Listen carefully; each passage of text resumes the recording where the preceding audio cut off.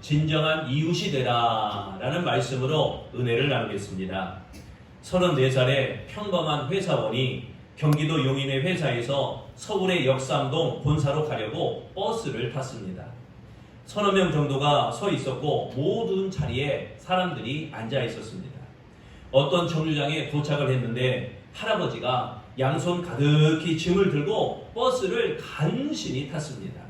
그런데 이 버스가 10m 정도 지나가다가 갑자기 멈춰서더니 운전기사가 할아버지에게 이렇게 외칩니다. 차비 없으면 빨리 내려요. 할아버지, 차비 없으면 빨리 내려요. 하고 외쳐댑니다. 할아버지는 어쩔 줄 몰라 하면서 한 번만 태워달라고 애원을 합니다. 그 회사원은 마음속으로 어르신한테 너무한다. 기사에게 이렇게 말하고 싶었는데 차마 입을 떼지 못하고 그냥 가만히 있었습니다. 그런 찰나에 초등학생으로 보이는 어떤 어린 여자아이가 하나가 앞으로 성큼성큼 다가서더니 기사에게 이렇게 소리를 칩니다. 할아버지잖아요. 아저씨 앞으로 이렇게 불쌍하신 분들 타면 공짜로 10번 태워주세요. 하면서 10,000원짜리 지폐를 그 돈통에다가 쑥 하고 집어넣는 겁니다. 그리고 할아버지에게 자기 자리를 양보하고 서 있는 것입니다. 그 장면을 보는 순간 눈물이 핑 돌고 가슴이 찡했다고 합니다. 그 안에 타고 있던 모든 어른들이 아무 말도 하지 못하고 숙연하게 되었다고 합니다. 회사원은 본인이 내릴 때 지갑에서 10,000원을 꺼내서 여자아이의 주머니에 찔러놓고 도망치듯 버스에서 뛰어내렸습니다. 그렇게라도 하지 않으면 마음이 편하지 않을 것 같았기 때문입니다. 어려운 사람에게 실제적으로 도움을 주는 사람이 진정한 이웃이다라는 것을 보여주는 말씀이 오늘 누가복음 10장의 말씀입니다. 36절 말씀 같이 봉독합니다. 시작.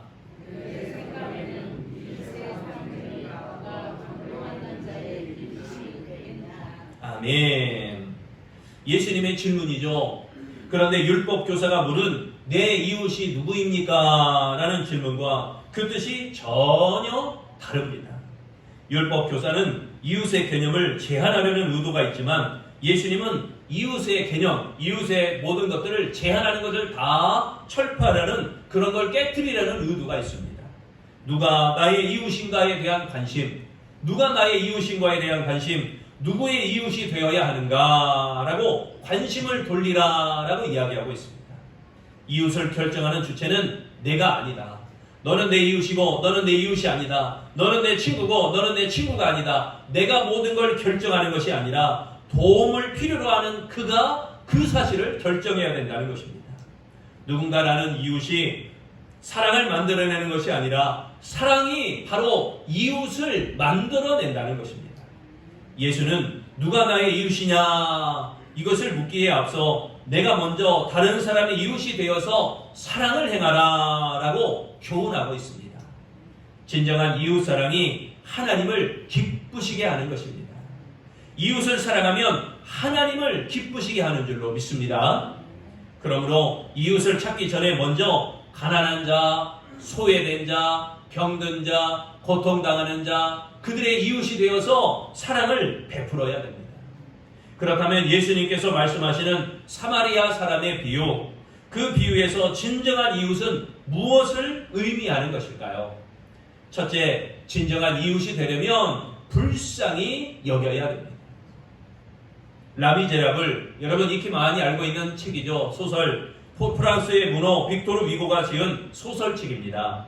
프랑스 혁명 시기에 힘들게 삶을 이어가던 그 민중들의 이야기를 통해서 그는 따뜻한 마음을 전하고자 라미제라블이라고 하는 소설을 쓰게 되었습니다. 주인공 장발장은 가난한 조카들을 위해서 빵 한 조각을 훔친 죄로 19년을 감방에서 수감 생활을 했습니다. 그 전과자라는 낙인을 쓰고 살아야만 했습니다. 자베르 경감은 장발장을 추격하는 일을 평생을 그를 추격하는 일에 바칩니다. 장발장이 사랑했던 여인 판틴이라고 하는 여인은 공장에서 억울하게 쫓겨납니다. 생존을 위해서 그리고 딸을 키우기 위해서 머리카락도 팔고 이빨도 팔고 나중에는 몸까지 파는 그런 여인이 되고 맙니다. 그러나 끝내 그 여인은 병을 얻어서 죽게 됩니다.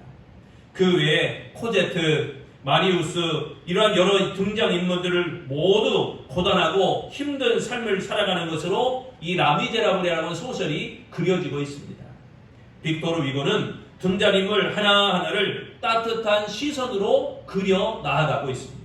그리고 그들을 모두 다 불쌍한 사람들이라는 의미를 부여하고 있습니다. 그러니 거기 등장하는 모든 사람들, 라미제라블, 코제트, 마리우스 모두가 다 불쌍한 사람들이라는 의미입니다. 그래서 책 제목을 라미제라블, 이 라미제라블이라는 뜻이 불쌍한 사람들이라는 뜻입니다. 따뜻한 시선으로 바라보면 불쌍한 사람들이 보이게 됩니다. 빅토르 위고가 품고 그려냈던 불쌍히 여기는 마음을 가지고 그들의 이웃이 되어야 된다는 것입니다. 33절 말씀 다 같이 봉독합니다. 시작.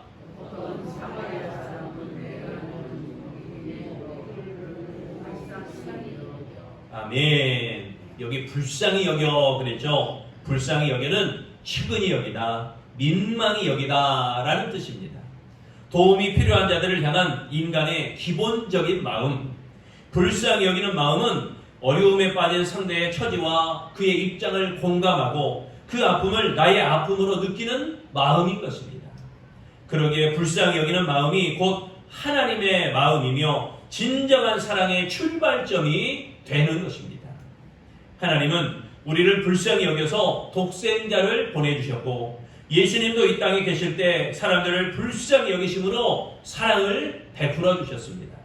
고통을 당하는 이들을 보고 불쌍히 여기는 마음, 이 마음이 있어야 된다는 것입니다. 하나님이 원하시는 것은 형식적인 예배가 아닙니다. 영혼에 대한 사랑으로 불쌍히 여기는 마음인 것입니다. 불쌍히 여기는 마음이 있어야 사랑의 행동이 가능하기 때문인 것입니다. 부디 우리 아름다운 성도들도 지난주 맥주 감사제를 지내면서 하나님 1월부터 6월까지 1년의 절반을 선하게 인도하심을 감사합니다. 이 감사의 마음을 가지고 이제는 불쌍히 여기는 마음, 이웃에게 사랑을 베풀고 나눌 수 있는 넉넉한 마음이 일어나도록 기도하시기를 바랍니다. 두 번째, 진정한 이웃이 되려면 돌보아 주어야 됩니다. 미국의 워싱턴 한몸교회 목사님 장세규 목사님의 이야기입니다. 20여 년 전 북한에 심한 가뭄과 기근이 들어서 고난의 행군이라는 것이 시작되었습니다. 이 소식을 듣고 워싱턴의 한인들이 모금을 시작하여 100만 달러가 넘는 돈을 모금하게 되었습니다. 신속히 구호 물자를 구입해서 북한에 보내었습니다. 이 장세규 목사는 모금과 구호 활동을 하면서 북한 돕기에 헌신하는 많은 미국 사람들을 만나게 되었습니다. 아무도 모르게 북한 주민을 돕기 위해서 헌신하는 그들을 만날 때마다 마음이 울컥하고 너무너무나 감동이 되었습니다. 한국인도 아니고 한국인 가족이 있는 것도 아니고 한국에 연고가 없는 그런 미국인들인데 조용히 섬김을 다하고 있는 것입니다. 그들에게 왜 북한을 돕느냐라고 물으면 그들은 대부분 왜 그런 질문을 하는지 의아해하는 표정이었습니다. 마땅한 일이라고 생각했기 때문입니다. 그들 대부분 헌신된 크리스천으로서 신앙적 양심대로 실천하는 삶을 살았습니다. 장세규 목사는 자기 나라 사람도 아닌데 희생하면서 돌보는 그들의 모습에 빚진 마음의 무게가 더해졌습니다. 어느 날 그는 결심했습니다. 한국인을 자기 사람으로 돌보는 미국인들을 만날 때마다 이렇게 말하기로 했습니다. 내 사람을 돌보아 주셔서 감사합니다. 수백 명에게 그 말을 해주었습니다. 민간 구호 요원들 또는 인권 운동가들 또는 탈북자를 후원하고 구조하는 사람들 또는 정치인들 다양한 사람들에게 감사의 마음을 전하며 내 사람들을 돌보아 주셔서 감사합니다. 그들은 감사의 말을 듣는 순간 눈물을 흘리기도 했습니다. 아무쪼록 우리 그리스도인들이 해야 할 일은 사랑으로 돌보는 일인 줄로 믿습니다. 만약 내가 내일 죽는다면 오늘 해야 할 가장 중요한 마지막 행위처럼 돌보는 일을 하는 것입니다. 하나님의 마음을 헤아리면서 사랑으로 돌보아야 합니다. 하나님이 우리를 돌보시는 것처럼 우리도 이웃을 돌보는 그 사랑이 필요한 것입니다. 34절 말씀 다 같이 봉독합니다. 시작.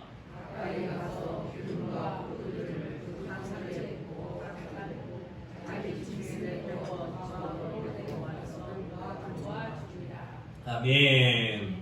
여기에 돌보아 주니라 라고 했죠. 돌보아 준다. 사람이나 사물을 돌보다 라는 뜻인데, 돌보는 대상을 향한 구체적인 행동을 나타내는 겁니다. 가장 중요한 건 돌보아 주니라 행동을 나타내는 표현입니다. 사랑과 정성과 책임을 다해서 돌보아 주는 태도. 하나님이 원하시는 사랑은 형식이나 일회성에 그치는 것이 아니라 지속적으로 돌보는 사랑, 사마리아인의 행동처럼 지속적인 사랑을 나타내기 위함인 것입니다. 진정한 사랑은 지속적인 돌봄과 지속적인 배려로 나타나는 것입니다. 사마리아 사람의 돌봄은 강도 맞는 사람이 회복될 때까지 지속되었습니다. 그가 강도 만나서 여기저기 주워 터지고 나서 이제 그가 온전히 회복될 때까지 모든 물질이 들어갑니다. 마음이 들어갑니다. 정성이 들어갑니다. 사람 관계가 들어갑니다.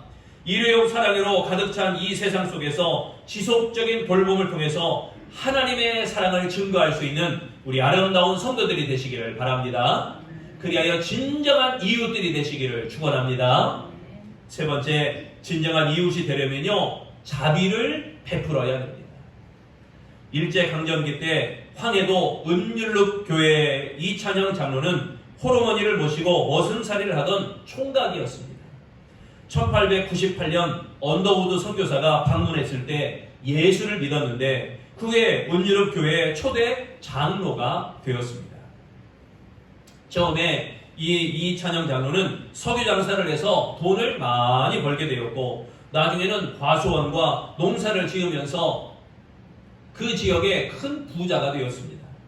1년 농사를 지으면 11조 창고를 마련해 놓고 교회에 살림을 할 정도로 큰 부를 누리게 되었습니다. 학교도 세우고 또 좋은 일을 많이 하면서 많은 이들에게 사랑을 베풀고 나누었습니다. 잔칫날이 되면 황해도에 사는 거지들을 다 초청해서 큰 잔치를 베풀었습니다.